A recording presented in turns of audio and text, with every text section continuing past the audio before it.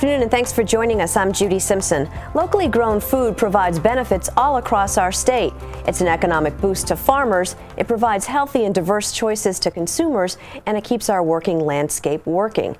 As the local food system continues to grow, new economic opportunities are emerging. Rebecca Gollin tells us about developing a skilled workforce trained in getting quality Vermont food to the places and people who need it most.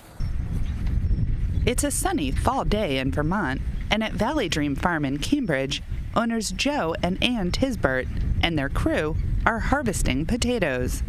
Right now in the field we still have Brussels sprouts, kale, beets, and potatoes. The Tisberts don't want their produce to go to waste, but like all farmers, they always have something left over. Every farm has seconds. Every farm has that day, that week or couple week that something can't sell, and it makes no sense to just throw it all in compost. And it's not just a little bit. Leftover food on farms is a big deal in Vermont. Currently, we have more than 14 million pounds of wholesome vegetables and berries being left on farms every year. Teresa Snow is the executive director of Salvation Farms, an organization that gathers and distributes some of that surplus. She says that there are a lot of reasons that farmers might wind up with excess food. Most of this food exists for reasons outside of a farmer's control, from market demand to environmental realities that affect the quality, the cosmetic quality of the product, or because they lack available or affordable labor, or they don't have the proper infrastructure, or they have competing harvesting and marketing priorities. Snow started Salvation Farms as a way to work with farmers around the state to bring some of those leftovers to the organizations and institutions that feed Vermonters every day. We need to realize that there are more than 80,000 individuals that are considered food insecure in the state, and that we serve more than 19 million institutional meals every year in this state. And meanwhile, these institutions and charitable food sites invest more than $10 million every year on sourcing fresh food from out of state. We distribute it to anywhere where low-income individuals or families access food for free, essentially. So that's food shelves, different soup kitchens, different senior meal sites and community meal sites that are preparing food for pretty much for free or for a very low cost. Hannah Baxter is the gleaning coordinator for Healthy Roots. Healthy Roots is one of the organizations Salvation Farms works with around the state. Baxter works directly with farmers who are willing to donate the food they don't or can't sell. That can mean either picking up surplus from the farmer or gleaning, where Baxter brings volunteers to the farm to gather any viable produce left in the field after the farmer has harvested. Though Baxter never knows exactly what or how much of something she's going to get, it adds up in the long run. We've probably done in the vicinity of 50,000 pounds over like a 7-year period. Tisbert says that before they worked with gleaning organizations, extra food on the farm usually wound up as compost. 50. When we lose food on farms, we lose a lot of investment that the farmer has made, and we lose a lot of resources. And so beyond just losing the nutritional value of the crop for human consumption, we lose all of the inputs from seeds, fossil fuel, water, human labor, solar power. With organizations around the state now doing much of the hands-on work of collecting extra food from farms, Snow and Salvation Farms are working on another hurdle: distribution. If we can actually capture this food, whether it is from the fields or from the wash kind of store pack houses of farmers, then we're going to need other efforts to move this food to people in the state. Part of that effort is Salvation Farms' new Vermont Commodity Program. It's a workforce development program located in Winooski. Gleaned and donated food comes to the facility, where program trainees get hands-on experience working with different crops. But what we do is we aggregate these large volumes of surplus. We clean them, we assess quality, we case pack them, and then we make them available. Participants also spend time learning about food safety and preparation. You've really explained why washing the hands for a certain number of seconds and rubbing with soap makes an impact. How do you organize or at least interpret some records that are, for collection of data throughout processing? Why temperature is important? High temperature, low temperature depends, So, right, it's basically how to understand that there are hazards there and trying to understand what are the most dangerous hazards.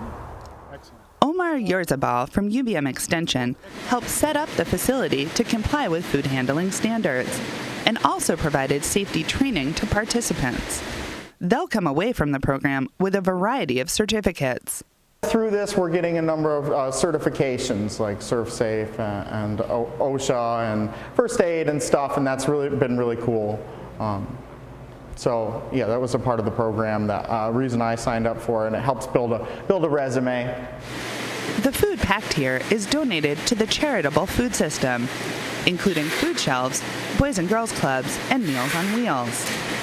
For now, the program is set up to deal with hardier fall harvest crops, like squash, potatoes, and the apples they're packing this day. The hope is that the Vermont Commodity Program will eventually expand into handling more crops, as well as into some small-scale processing, all the while training new workers.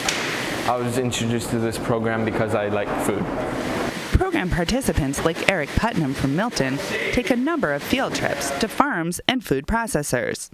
And they get the chance to try out gleaning themselves. We went and harvested apples from 2 apple orchards. Was it surprising how much food was still left in the field when you went?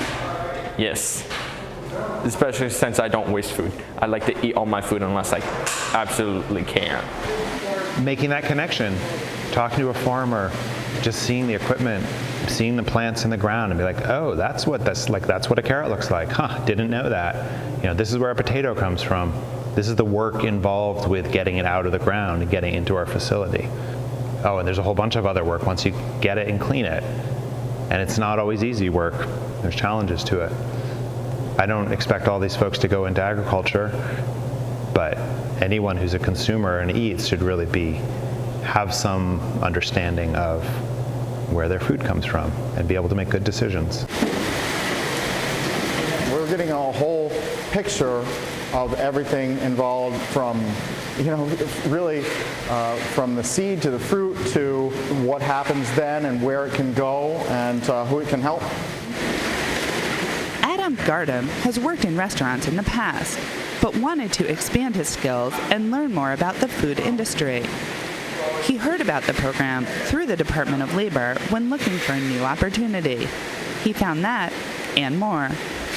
I've become more interested in something involved in agricultural, or even a nonprofit that works with saving food and or just presenting food, getting it to the people, and so I have become more interested in that, and it's broadened the horizons of what I think I can do in the future. Giving participants the skills they need to be confident about entering the workforce is what it's all about at Salvation Farms.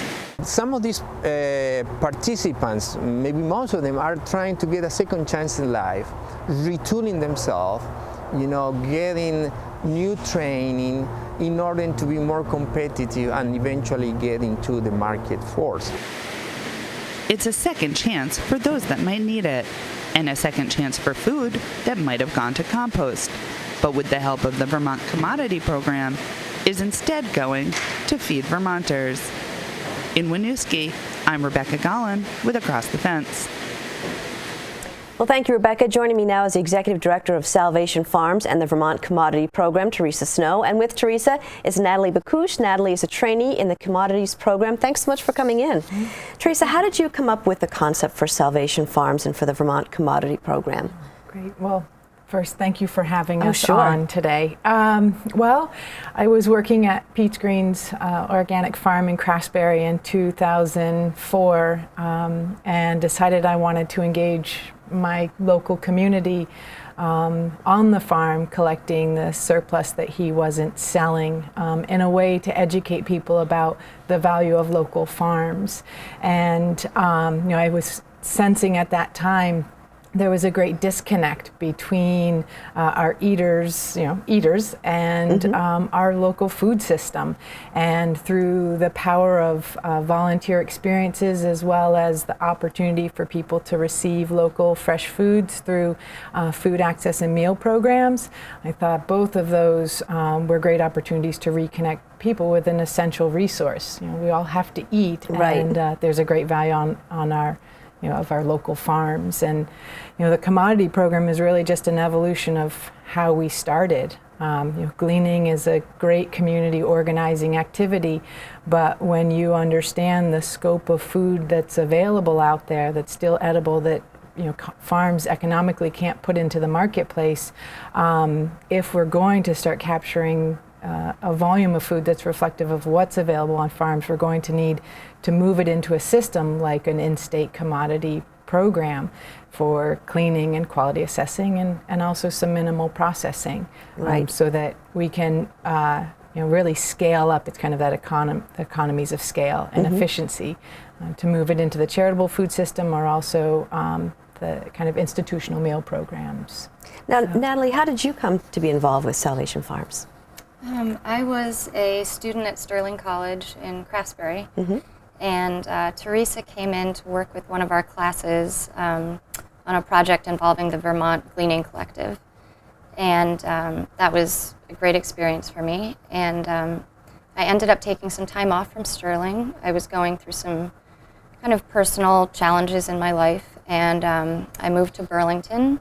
Took advantage of some resources here, and it was through Folk Rehab that my caseworker mentioned this job opportunity or this training program at Salvation Farms, and I was immediately excited to see the name, and I just kind of tried to sign up right away and came in for an interview, and that was, Good for you. Well, Teresa, what do you believe is the capacity of the Vermont Commodity Program? Oh, I think the capacity is great. We have an incredible facility that we started leasing earlier this year. Coolers, loading dock. We've got a great pack room for handling produce. A lot of capacity hinges on funding, making sure that we can staff our programs so that we continue delivering high quality training to trainee participants, but also to be able to communicate to farmers this service that we can provide, as well as communicate to the kind of recipient agencies that this product is available. So right now we're handling between 50,000 to 100,000 pounds every couple of months. Wow. In each training cycle. We think that could significantly increase, again, if we have the staff capacity to run a real quality training program. Now, Natalie, what do you believe is the most impactful thing about the work with Salvation Farm? It's kind of interesting because as a sustainable food systems major at Sterling, I'm fascinated by and excited about the putting to use food that would not otherwise be used, right. and putting it back into the food system. But I've really been impacted by the social aspect of the program and what I've experienced with the other trainees, and how we've been able to kind of, people who wouldn't otherwise necessarily come together, we've been able to kind of bond over this common goal and mission, and really have kind of empathy for each other and grow at the same time together, and all learn about the food system when we wouldn't maybe otherwise have the opportunity to do so, and do it by also connecting with the food at the same time, those two things coming together. Fantastic. Now, Teresa, I know you're still looking for more trainees. What should people do if they're interested? Right, so they can visit our website. You'll offer the link, and go to the Get Involved page, and there's information. You can also just call our main office, and that's 802-888-4360. We're going to start our second cycle of training on January 9th. Okay, terrific. Well, thank you both for coming in today. Yeah, thank Thank you so much. That's our program for today. I'm Judy Simpson. We'll see you again next time on Across the Fence.